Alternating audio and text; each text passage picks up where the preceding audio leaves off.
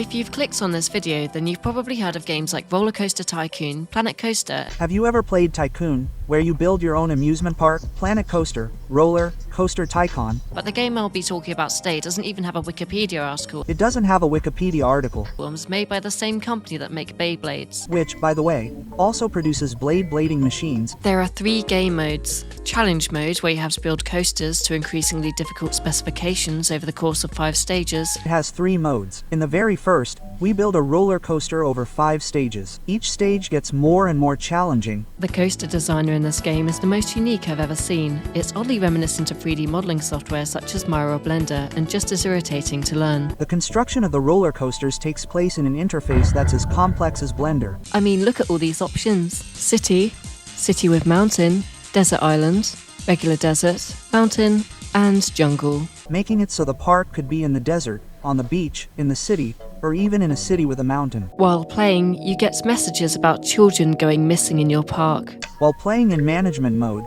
you'll often get messages about children disappearing in the park. At first there are no people and it feels quite empty, a problem many PS2 games have due to limited hardware. Then you enter the first person mode, which allows you to explore your park and even ride rides. While here people start appearing, the issue being they're PNGs, cardboard cutouts that forever face the same direction, lacking any human feel. This must have been added to make your park feel alive, that's actually quite creepy. On top of that, the park is constantly empty, and there are simply no people, even when you switch to first person mode to explore the park. But sometimes people do appear, and they look like this. Low quality photos, constantly facing the same direction, which, of course, were added to make the park feel more alive. But in the end, it turned out quite the opposite. The gameplay of the Haunted House minigame is simple. Make it for each maze-like level and find the exit. The premise of the Ghost minigame is simple.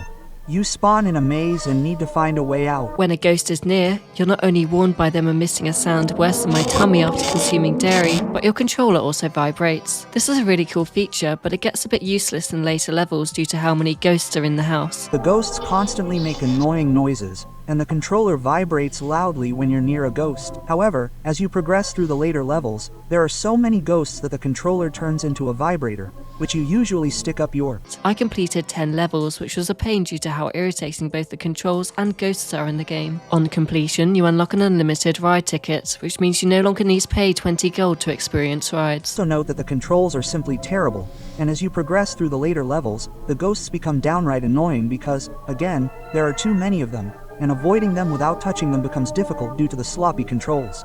But if you do manage to complete all the levels, you'll be rewarded with a golden ticket, allowing you to ride all your rides in your park for free. I feel like the game developers created this while bored and implemented it for shits and giggles. As someone who's made games in the past, I know how monotonous some parts of the process are, and it seems like they had some fun. I think the childhood trauma was a small price to pay. For them, creating a haunted house was a break from creating a Blender for building roller coasters, and most likely, they were hoping to give the playing child a childhood trauma kindly. I can fully understand why this, mixed with the uncanny gameplay, caused so many children to walk away from this experience forever damaged. I got scared very easily when I was younger, so I 100% would have had nightmares from this game if I'd played this as a kid. Otherwise, I can't understand what all this is about. A scary ghost girl with a scratched face. If I'd seen this as a kid, I would have had nightmares about that corridor for a year, and now, having played it, I can completely understand why so many people complain about this game. I feel this minigame was way ahead of its time. Survival horror didn't really break into the market until games like Amnesia spawned several million asset flip horror games in the hopes PewDiePie would play it. These guys were way ahead of their time, creating corridor-based indie horror games reminiscent of scenes that would only become popular in the mid-2010s.